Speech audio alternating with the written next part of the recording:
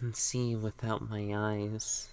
The darkness is like a home to me, a friend. It's just as much poetry as my situation. For so long I saw my situation as taking from me. I believe I've gained much more from this experience. I don't know if it was intentional, if I was here for a good reason. I don't care. I can see just the same with my eyes open and shut. I know it's not with them that I'm seeing, but I am seeing. I see the intercepting planes of this room, the ground, walls, and ceiling.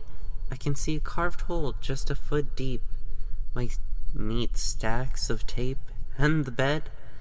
Those, all things I've seen before, remain here. They look different, I think, but I can't remember what they looked like before. I forgot all about that a long time ago. Right, I never said good morning. Last time I called it out for being vestigial. I realized I was wrong. It's changed definitions, but so have I. At once I was a child, then again I was an adult. Like that one ship losing its parts until it's entirely changed. I don't think I'm a different person. I think I've changed. Was implied in my definition that myself in every form always existed, and I was just a navigator. This morning, it always was, but only now do I recognize this definition as true. There's writing on these walls, in a language I can't read. It's like no other language I've seen before. It's written like art, but I know it's a text. I couldn't see it before, only now that I'm not using my eyes to see, I wonder if it's just English. That I've forgotten what it looks like and now I can't even read it. No, that's not it. I've seen it before, I think. I remember it. One symbol more familiar than the others. It's a simple square, rounded, with a curved line intercepting it. I wish I could remember the things I saw. They all sat tantalizingly close to me, yet just out of reach. I think, though, this is the symbol of my church. Our church. The church of the earth. Yes, they were robes with this symbol. Necklaces, too. It was a part of the wood grain. And now engraved in our shovels. My church, our church, my community, my home. Even now, it is here. It's here to save me. I'm coming soon. I'll be free of this all. It's a poem. It's not one I can read just yet. But it's a poem written for me.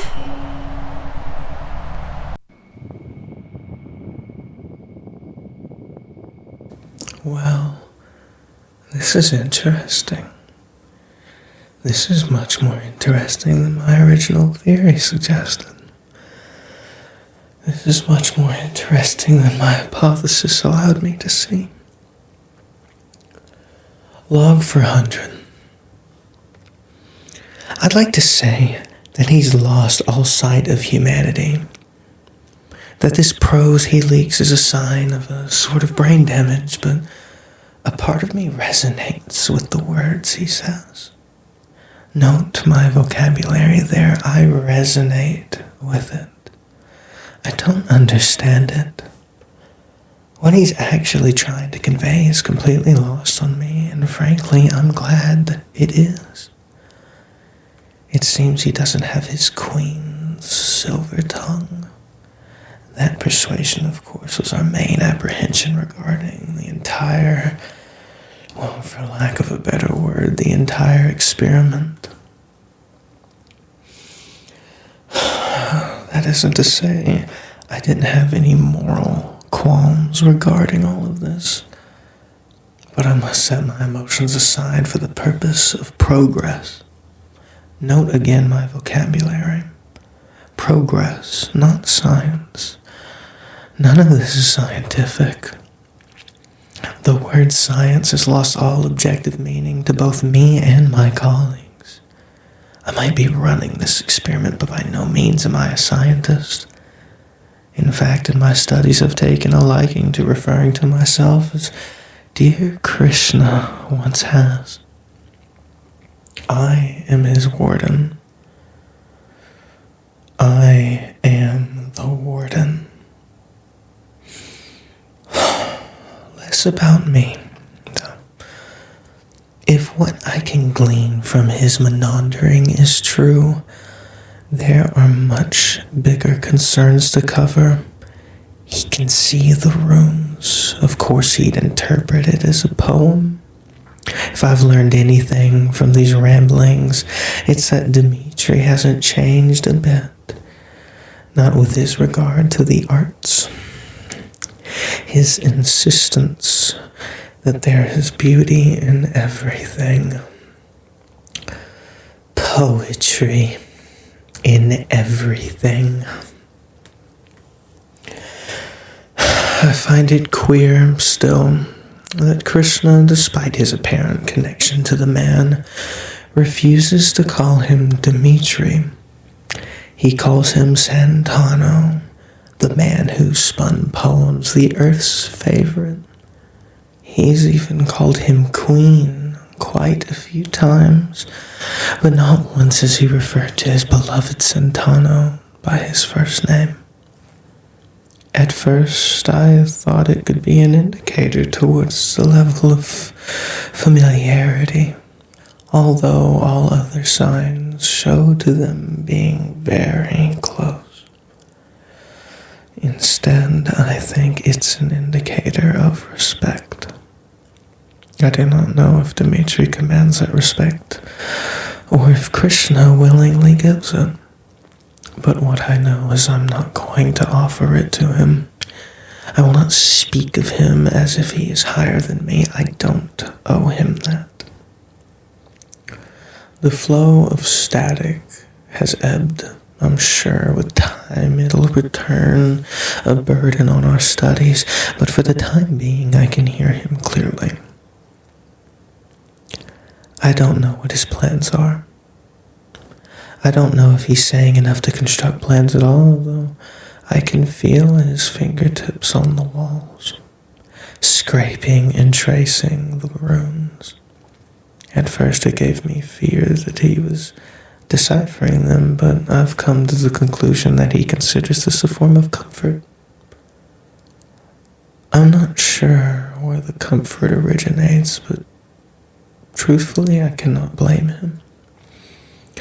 I've seen him through this all, less the occasional tide of static. I find myself caring for his stories.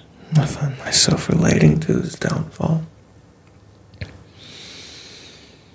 Oh dear Krishna, I find myself still underestimating your aptitude. Yet now still I am fearful of what you might be able to do. Roger tells me not to get attached. I agree with his point superficially, but Raj doesn't need to listen to a man fall apart day by day. Raj doesn't need to hear the anger well in his voice as he speaks of his tormentor, because Raj isn't his tormentor. I've taken that mantle. I am the warden of his prison.